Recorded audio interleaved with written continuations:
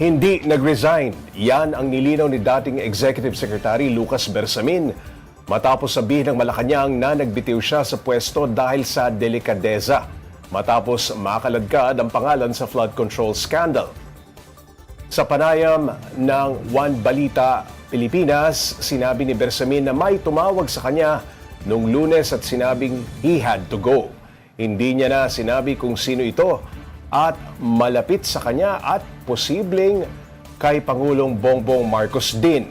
Kinahaponan, inanunsyo na ng Malacanang ang pagbibitiw umano ni Bersamin at Budget Secretary Amina Pangandaman.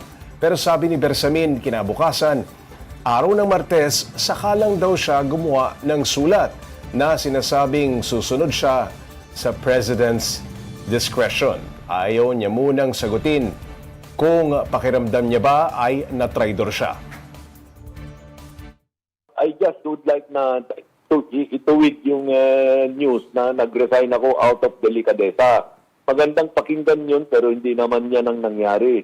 Kung out of delicadeza na nag-resign ako, di mayroon sana sulat sila na lalabas. I feel relieved. Hindi ako nagmumukok, hindi ako nagagalit. Wala yan.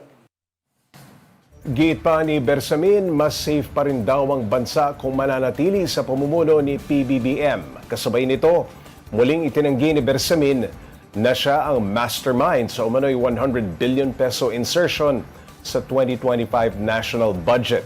Giit niya, sila ay mga sundalo lamang ng Pangulo.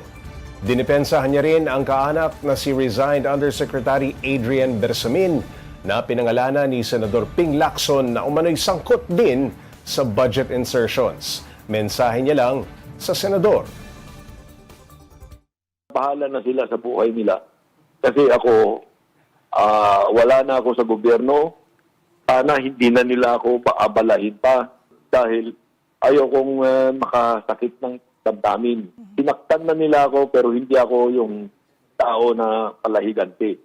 Rerespetuhin ko sila, rerespetuhin dapat nila ako.